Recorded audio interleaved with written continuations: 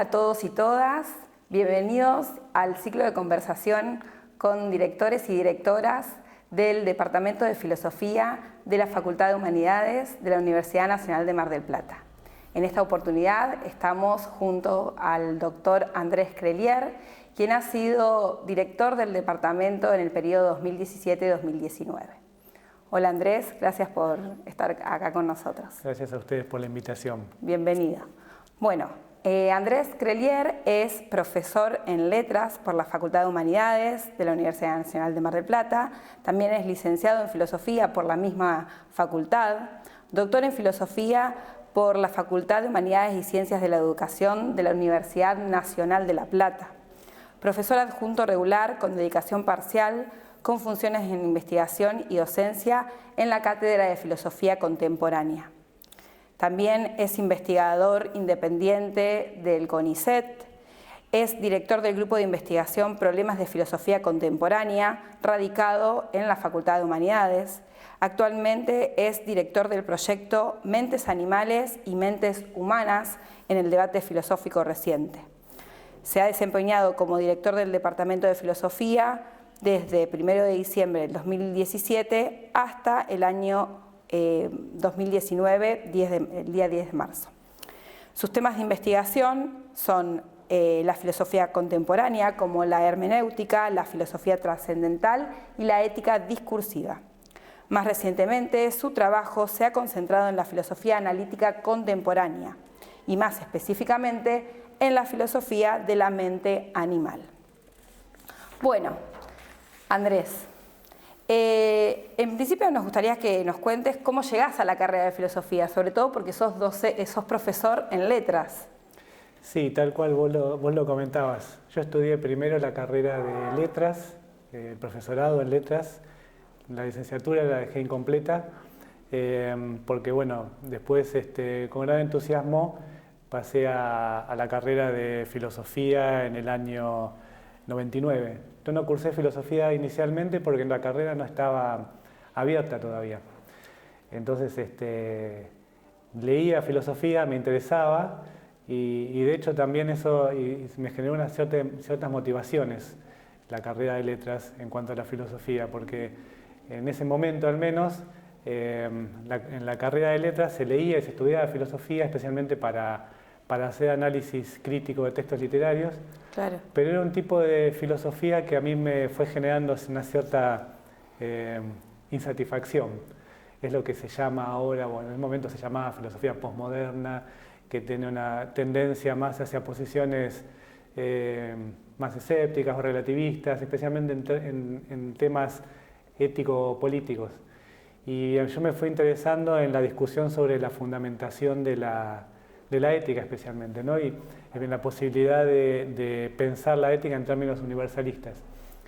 Y entonces conocí la obra y la enseñanza de un profesor de la carrera de filosofía que fue Ricardo Maliandi, que fue mi maestro y con él trabajé un tiempo largo y además creo que fue uno de los principales docentes que tuvo esta carrera y quizás uno de los pensadores más importantes de nuestro país en filosofía en los últimos años, en la segunda parte del siglo XX.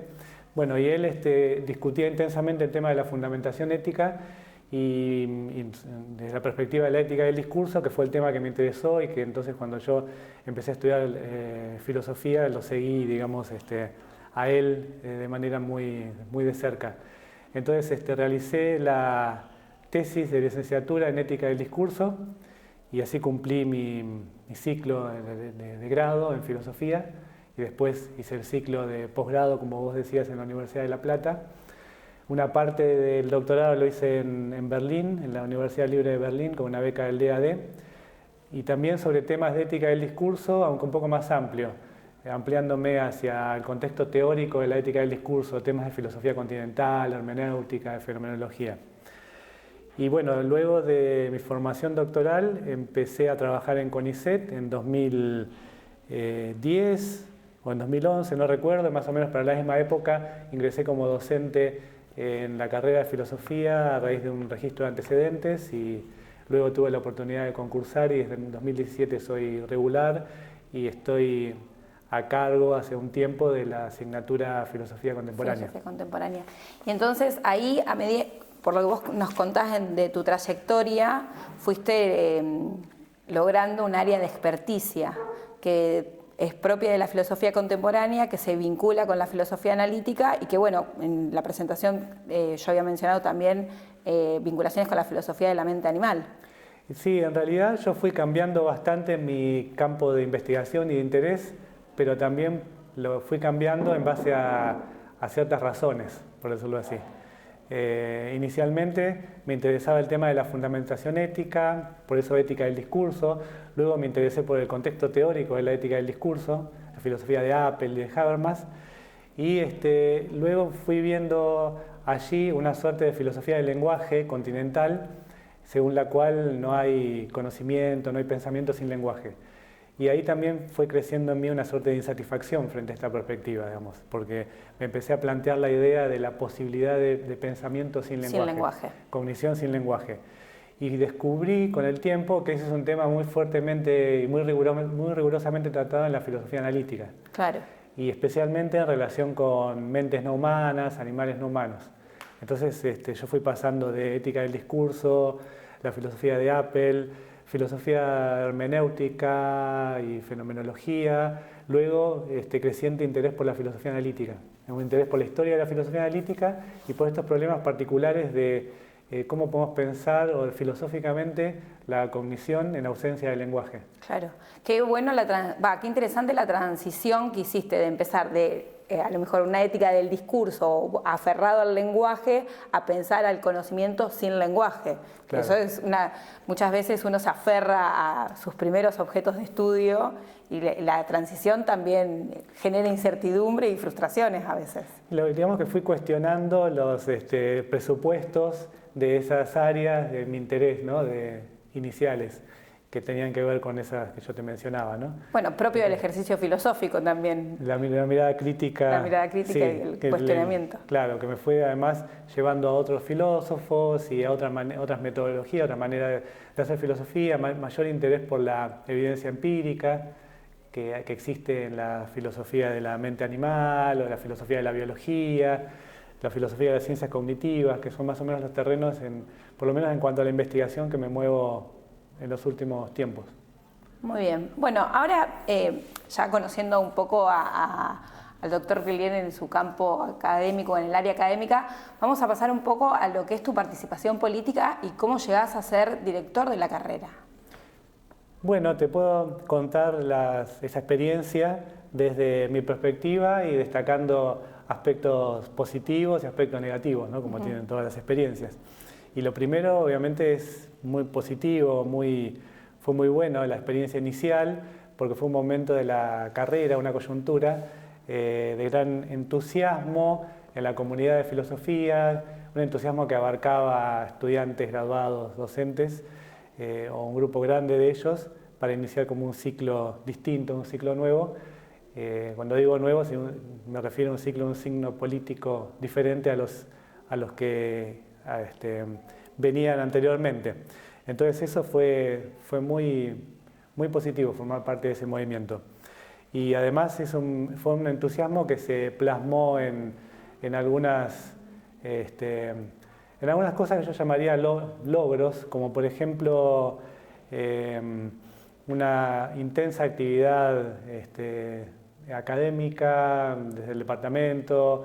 Se hicieron muchas conferencias, ciclos que tenían que ver con la filosofía, cine y filosofía, invitados nacionales, internacionales. Eso tuvo mucho éxito, mucha regularidad, mucho público y se continuó incluso más allá de mi gestión. Y otro logro, al menos así yo lo veo, es que durante este nuevo ciclo el departamento sistemáticamente realizó un conjunto de convocatorias abiertas para que se presentaran a los cargos vacantes, graduados y docentes, ¿no? Y esas convocatorias tuvieron un gran éxito. O sea, no es la primera vez que se realizaban, ni la última. Se realizaron antes y se han realizado también recientemente convocatorias abiertas. Pero la característica de las convocatorias en este ciclo nuestro, ¿no?, el mío y Diego Parente, fue que fueron sistemáticas. O sea, el departamento buscaba determinar dónde había que reforzar un área, una asignatura, o había una suplencia, o alguien se jubilaba, y bueno, entonces había que cubrirlo, y se realizaban convocatorias y se han presentado durante mi gestión, yo creo que más de 100 postulantes. Demostraba el gran interés que había por participar en los cargos. Teníamos la idea, esa fue nuestro aporte, la idea de que los cargos son públicos y abiertos, y hay que abrirlos en principio a los graduados de nuestra propia carrera, pero en general a los graduados y docentes del país, y no solamente, ¿no? Bueno, eso fue inédito, y bueno, tiene que ver con la parte negativa que yo quería mencionar de todo este trayecto de mi gestión, o por lo menos de cómo viví yo mi experiencia, ¿no? Porque esta política de convocatorias abiertas generó como mínimo una resistencia por parte de la facultad, de la gestión de la facultad en aquel entonces. Y yo diría que una actitud incluso muy negativa, un clima muy hostil, digamos, se empezó a vivir y se empezó a gestar, y muy continuo. Yo diría casi un clima de hostigamiento muy difícil de vivir, y bajo el cual era muy difícil hacer también gestión. Y lo que fue sucediendo es que el departamento, a mi modo de ver, fue perdiendo la función que tiene por el estatuto. Es decir, el departamento de filosofía tiene los especialistas que deliberan sobre las cuestiones de la disciplina, sobre la carrera, sobre el plan de estudios, sobre los lugares vacantes, cómo reforzarlos, cuando se jubila alguien, cómo cubrirlo, las comisiones adecuadas para tomar decisiones sobre eso. Bueno, y esas son recomendaciones que eleva el departamento al consejo académico. Bueno, eso dejó de funcionar así, porque el departamento seguía haciendo eso, pero las recomendaciones, propuestas, las deliberaciones eran sistemáticamente ignoradas por la facultad.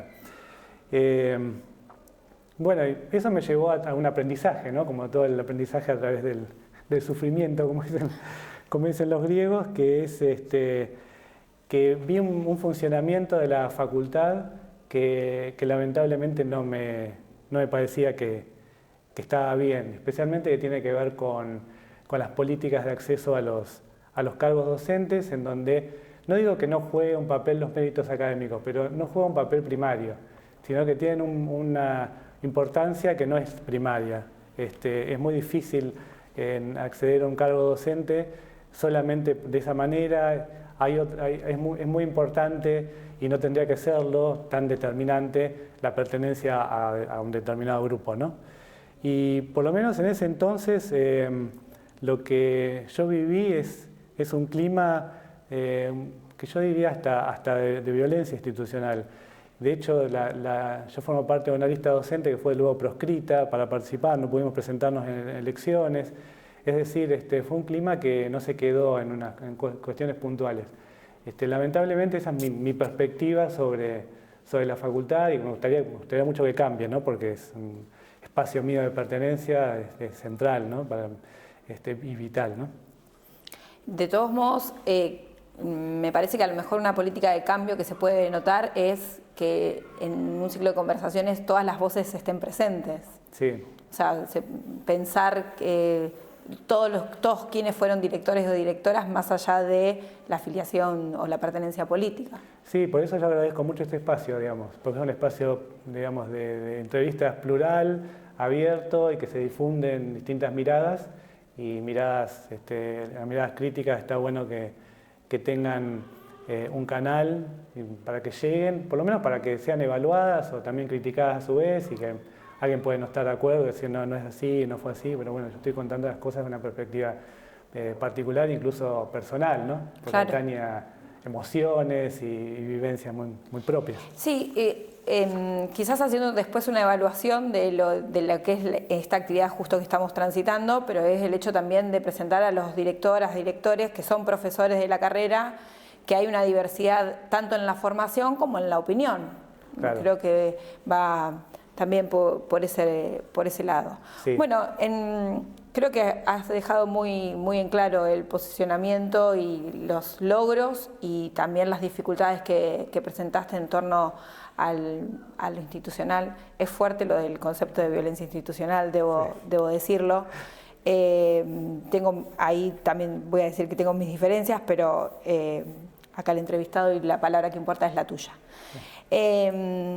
Por el otro lado, volviendo un poco al área de la filosofía, ¿cuál es el rol que puede desempeñar la filosofía, incluso teniendo en cuenta esta perspectiva, esta discusión o esta conversación política que vos tenés y que presentás acá? ¿Cuál es el rol que te parece que tiene que tener la filosofía en estos debates actuales? Bueno, cuando se habla del rol de la filosofía se abre un abanico de respuestas y de intuiciones y es muy difícil tener articularlos de manera clara, así que puedo intentar algo al respecto, partiendo de algunas ideas que se comparten sobre el rol de la filosofía. Más o menos hay un acuerdo acerca de que la filosofía lo que ofrece es pensamiento crítico, ¿no? Y diversidad de opiniones, todo lo que veníamos diciendo, y en eso estoy de acuerdo, es un buen punto de partida para ver qué puede aportar la filosofía. Pero también uno puede seguir un poco reflexionando sobre esta idea porque puede quedarse insatisfecho con la idea de pensamiento crítico. Porque uno podría decir, bueno, pero pensamiento crítico también es algo que se propone desde otras áreas de la cultura, desde la ciencia, desde la religión, desde la política, también se propone un pensamiento crítico. O sea, la filosofía no es la única disciplina que propone un pensamiento crítico. Y en ese sentido, vos marcás algo que es el hecho de que, bueno, no es la única que presenta el pensamiento crítico. ¿Cuál te parece que serían entonces las expectativas que uno puede esperar de la carrera de filosofía? O sea, porque justamente yo quería desarrollar la idea a partir de ahí. Pensamiento crítico está bien como idea, pero hay que agregarle más elementos. No es el pensamiento crítico, pero acá también me remonto a una idea muy central de la filosofía de Riccardo Magliandi, que era la de que la crítica tiene que estar acompañada de fundamentación, decía Magliandi. Y uno podría decirlo en otros términos, tiene que estar acompañada de razones, de argumentos. Entonces ahí se completa un poco la idea. La filosofía tiene para aportar un pensamiento crítico con argumentos filosóficos, ¿no? Y a eso nos lleva a otra discusión, que es, bueno, ¿y cuáles son los argumentos que propone la filosofía para sustentar su tipo de pensamiento crítico? Y acá también hay que especificar, porque la filosofía no es la única disciplina que propone crítica y argumentos, porque también la política, la religión, etcétera, también dan miradas sobre diferentes fenómenos y también dan argumentos. Pero los argumentos de la filosofía tienen ciertas particularidades. Por ejemplo, que no tienen estas otras áreas de la cultura que yo mencionaba. Por ejemplo, la filosofía no está obligada a mantener sus argumentos, sus razones en un área determinada, sino que puede tomar argumentos de diversos campos del saber. La filosofía puede conectar elementos empíricos con elementos conceptuales, elementos de un terreno de la cultura con otros, y eso también lo puede hacer libremente, y eso no es algo que hacen las otras disciplinas. Y la filosofía también tiene libertad para cuestionarse a sí misma en una suerte de meta-reflexión sobre sus propios presupuestos, sus propios fundamentos, indefinidamente, cosa que no tienen tampoco las otras áreas que yo mencionaba. Claro. Entonces ahí sí hay algo más propio de la filosofía, es un pensamiento crítico con argumentos que conectan, que atraviesan las disciplinas y que pueden ser meta-reflexivos. Y eso puede transformarse en un aporte, que era la pregunta inicial, un aporte a la sociedad, si se quiere. Y al debate. Y el aporte es práctico y teórico. Por el lado práctico, la filosofía aporta buenas razones que se pueden usar en la jurisprudencia, en la ampliación de derechos, en los debates donde se toman decisiones. Claro. Y también puede aportar una mejora en la comprensión de los problemas o otras perspectivas diferentes, y eso es algo así como un aporte a la ciencia básica. Así que yo creo que puede realizar un aporte, entendido así. Y respecto a la carrera de filosofía, ¿cuáles son tus expectativas? Y ahí la pregunta la puedo separar en dos partes. Primero lo que me gustaría de la carrera y luego lo que, siendo más realista, puedo pensar que puede llegar a suceder. Lo que me gustaría es que las dos ramas principales, investigación y docencia, o la formación en investigación y la formación en docencia, se desarrollen de manera positiva en cuanto a cantidad y calidad de grupos de investigación, becarios, que haya un doctorado en filosofía, que es otro proyecto que también alguna vez debería tenerse en cuenta y realizarse, que los egresados de la carrera estén bien formados para enfrentarse a la enseñanza a nivel medio especialmente. Todo eso es lo que realmente me gustaría. Pero con respecto a lo que creo que va a suceder, hay que ser un poco más precavido y un poco más realista y hasta un poquito más escéptico, porque me parece que tienen que cambiar algunas cuestiones de la cultura institucional de la carrera, y no solo de la carrera, sino en general de la facultad. Vuelvo a mi mirada anterior, ¿no? Hablabas vos de violencia institucional. Bueno, eso parece que tiene que parar un poco con los grupos opositores. Yo cuando era director de departamento me llegaban semanalmente notas con falsas denuncias que yo tenía que ir a responder a una sala llena en donde todos me estaban mirando. Eso era una situación súper violenta que puede generar hasta un trauma, que por suerte no lo desarrollé y tampoco fue el único objeto de ese trato, ¿no? Hubo casos peores.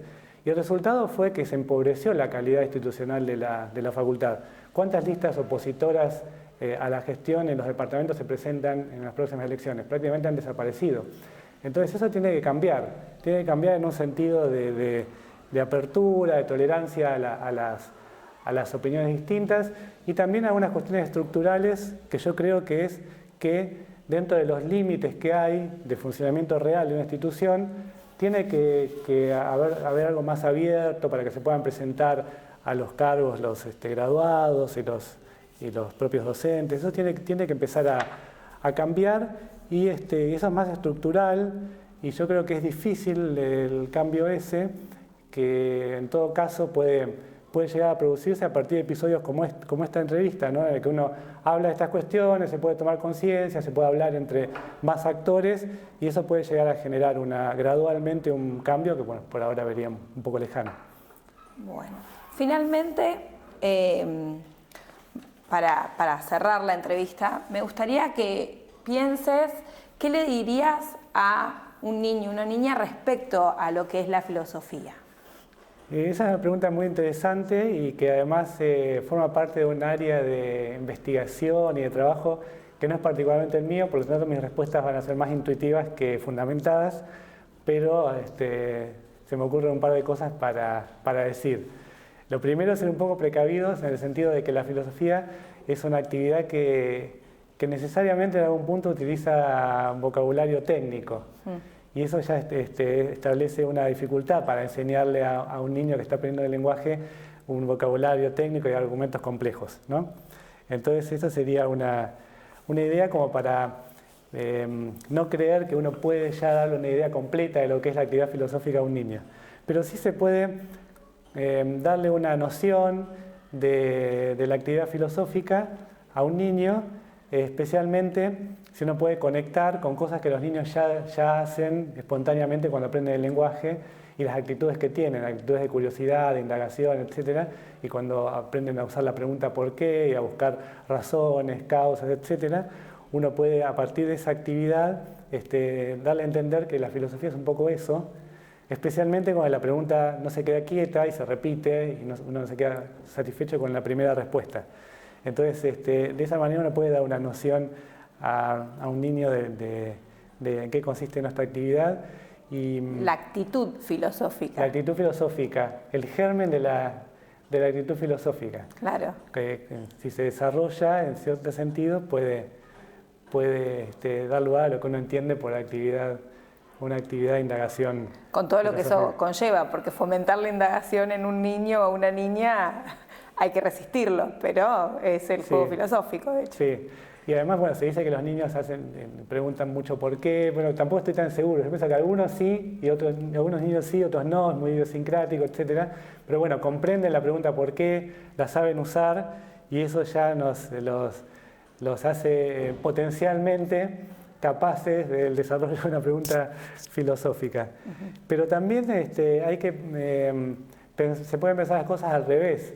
Los niños, de la manera que aprenden el lenguaje, que aprenden los conceptos, claro, que detectan sinsentidos, etcétera, pueden ser objeto de interés para los filósofos. Uno puede también aprender de los niños. De hecho, hay mucha filosofía que se interesa en cómo los niños piensan, aprenden el lenguaje, esos primeros pasos cognitivos, y se pueden sacar consecuencias interesantes filosóficas a partir de ahí, cómo detectan sinsentidos, y entonces el filósofo puede darse cuenta de que hay algunos malos usos de los conceptos que los niños ya detectan y que uno podría seguirlos